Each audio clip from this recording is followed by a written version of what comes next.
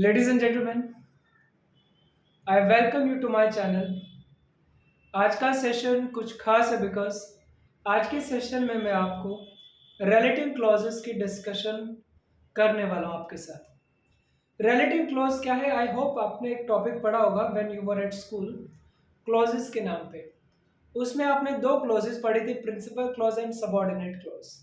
कुछ सेंटेंसेस ऐसे होते हैं जो कुछ part, I mean to say half of the sentence दूसरे हाफ के ऊपर डिपेंड होता है, और हाफ ऑफ द सेंटेंस ऐसा भी जो टोटली इंडिपेंडेंट है, जिसके ऊपर कोई इफेक्ट नहीं जाने वाला दूसरे सेंटेंस का। अगर ऐसे मैं बोलूं for example, this is the place where I was born, this is the place, ये जगह है, तो यानी कि ये जो जगह है ये तो कंप्लीट सेंटेंस हुआ, यानी कि प्रिंसिपल हुआ, मीनिंगफुल सेंटेंस है।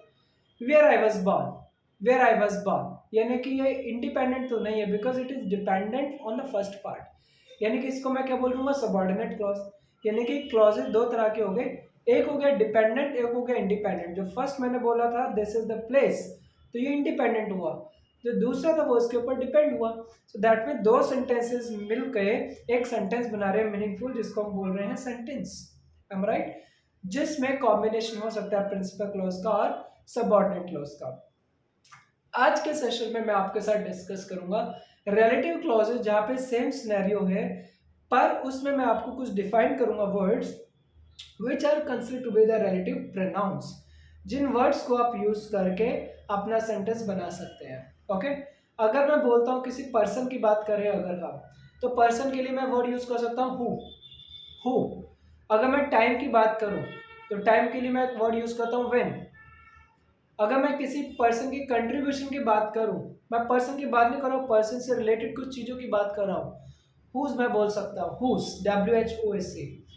सपोज मुझे किसी जगह की बात करनी है तो मैं क्या बोल सकता हूँ, वेयर। कभी कभी आप विच भी यूज कर सकते हैं, क्योंकि विच का मतलब किसी चीज के बारे में स्पेसिफिकली बात करें। फिर कभी आपके माइंड में आएगा सर मैं दैट यूज कर सकता हूँ कि नहीं, मैं वो भी डिस्कशन करूंगा आपके साथ कि दैट अगर आप यूज करें तो आपके सेंटेंसेस बिट इनफॉर्मल बन सकते हैं, इनफॉर्मल। तो अगर आपका मेन फोकस है you want to have an academic writing, of course आपको फॉर्मल लैंग्वेज सीखना है रादर इनफॉर्मल लैंग्वेज। ओके? और इसके एंड में हम वो भी डिस्कशन करेंगे कि विच आर द ऑप्शन जहां पे हम क्लॉज को, रिलेटिव प्रोनाउन को लीव आउट कर सकते हैं, यानी कि उसके बिना भी सेंटेंस बना सकते हैं। मैं एक एग्जांपल दे सकता हूं, जैसे कि the minister we met, the minister we met, that means I am giving a reference of the past. Minister जिससे हम मिले, अभी यहाँ पे अगर मैं किसी के बारे में बात करूंगा तो यहाँ पे मुझे सूटेबल वर्ड क्या मिलेगा, हु। अगर यहीं पे मैं टाइम का रेफरेंस देता हूँ या जगह का, दिस इज द प्लेस जैसे मैंने बोला, तो वेयर सुटेबल लगा मुझे। फिर मैंने मंथ की बात की, टाइम की बात की, तो मुझे लगा सुटेबल टाइम के लिए व्हेन आ जाएगा। तो आपको ऐसे रिलेटिव प्रोनाउन सीखने हैं जिसके थ्रू आपका सेंटेंस है वो आपको बनाना आ जाए। ओके? और उसमें जो हाफ पार्ट है वो डिपेंडेंट और हाफ पार्ट इंडिपेंडेंट है। Let us start the discussion. Topic का नाम क्या है हमारा, रिलेटिव क्लॉजेस। रिलेटिव क्लॉज में फर्स्ट जो रिलेटिव प्रोनाउन में डिस्कस करा हुआ है हु। अगर मैं हु को सेंटेंस में यूज करूं, जैसे मैंने बोला he is the teacher who taught me when I was in 7th standard. Who taught me, वो वही टीचर है जिन्होंने मुझे 7th में था जब तब मुझे पढ़ाया था। मैंने टीचर की बात की, यानी कि पर्सनालिटी, एक इंडिविजुअल, तो मैंने हु यूज किया। राइट? तो यहाँ पे जो आपने हु वर्ड यूज किया है, वो जो हु वर्ड है वो आपके लिए क्या है, यहाँ पे आपका रिलेटिव प्रोनाउन। अभी रिलेटिव प्रोनाउन होते क्या है, please note that relative clauses में हम कुछ प्रोनाउन वर्ड यूज करें, कुछ वर्ड यूज करें जिनको हम रिलेटिव प्रोनाउन बोल रहे हैं। ये जो रिलेटिव प्रोनाउंस होते हैं ना, they give essential part of the information. Essential मतलब बहुत important part of the information वो दे रहे हैं, जिसके बिना सेंटेंस इनकम्प्लीट हो सकता है या सेंटेंस मीनिंगफुल नहीं बनेगा। कुछ ऐसे सिचुएशन भी हो सकती है जहाँ पे जो सेकंड पार्ट है वो आपको मीनिंगफुल इंफॉर्मेशन ना दे, या फिर वो इंफॉर्मेशन दे which is not found to be essential.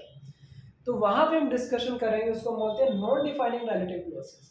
So that means जब हम यूज करें relative pronouns in relative clauses, that means हम डिफाइनिंग रिलेटिव क्लॉजेस की बात कर रहे हैं। डिफाइनिंग मतलब जो डिफाइन करे which provide us essential information or vital important, the information which is vitally important for us. Okay? So हमने क्या डिस्कस किया, he is the man who cuts my hair। अगर मैं ऐसा बोलता he is the man that cuts my hair तो भी गलत नहीं था। अगर मैंने दैट वर्ड यहाँ पे यूज किया, so that actually makes this sentence bit informal. So I would suggest you to avoid it because informal writing is not recommended. Better you go for formal writing and formal speaking. Okay. So it is good for me to use who, and I'm not willing to use that here. Next here is which. So if I'm giving a reference of some articles or something that I might have purchased, तो मैं उसका reference दे सकता हूँ. Am I right? जैसे हमने बोल सकते हैं the bicycle that I purchased yesterday. I'm giving a reference of bicycle. So here I can use a which to make the sentence or to complete this sentence because I'm talking about something. Am I right? Here I've given you one example using which. क्या statement है वो? I carried a book which was given to me by one of my teachers. So that means I purchased a book. I purchased an apple. I purchased a bicycle, which I found little expensive or quite expensive. So that means मैंने एक noun use किया. Immediate after उसके बाद एक relative pronoun use कर दिया क्योंकि मैं उस बुक की बात कर रहा हूँ, उस साइकिल की बात कर रहा हूँ. जब चीज की बात करें तो मैंने यूज किया which. Am I right? So which will make the sentence very meaningful. Correct? So my sentence here is I carried a book which was given to me by one of my faculties. So this is the way you can complete a sentence. Next relative pronoun है आपके पास where, यानी जगह की बात आ गई. तो जगह के केस में आप क्या बोलोगे? This is the stadium where India has never lost a match. So that means I'm talking about a place, stadium. You can also say that this is the ground where I made my first century. यानी कि आप एक reference दे रहे जगह का, यानी आपने ground लिखा फिर आपने विच लिख दिया. अब राइट, सॉरी, जगह ना तो आपने वेयर लिख दिया क्योंकि जगह के लिए आप वेयर यूज कर रहे हैं. अब एक ये भी माइंड में डाउट आ सकता है, सर अगर मैंने विच यूज किया तो इसमें मिस्टेक क्या है? मैंने ऐसा बोला this is the school where I use to go to. This is the school where I use to go to. This is wrong. Where I'm using where, I need not put a preposition. I need not put a preposition in case of where. If I replace where using which, then it becomes necessary for me to use a preposition. This is the school which I used to go to. Then this is correct. But if you write go, you do not write preposition, then again there is a grammatical error in your sentence. This is very important, my dear friends. Please note down. Next here is where. I'm just giving you this example once again. This is the stadium where India has never lost a match. So I'm using here where. Where is absolutely natural because I'm talking about a place. Okay. Next, I'm using a relative pronoun which is whose. Whose means I'm going to talk about something, some contributions made by someone that belongs to someone. Correct? So he is the musician whose albums have sold millions. So I'm talking about an author. Let us say he is an international author whose books have sold millions. It's absolutely fine. That means I'm giving a reference of some contributions made by an individual. So here I'm using a word whose, WHOSE. उसके बाद next है हमारे पास when का meaning एकदम clear है, time की बात है. टाइम की जब मैं बात कर रहा हूँ तो मैंने सेंटेंस क्या बना दिया? Summer is a season when I am happiest. Summer की बात हुई, टाइम का बात, तो मैंने क्या बना दिया? when. तो आप ऐसे वर्ड्स यूज करके सेंटेंसेस को इफेक्टिव बना सकते हैं. You must do it. Okay, this will make your sentence very very effective. Correct? Is it clear? Next है ओमिटिंग द रिलेटिव प्रोनाउन.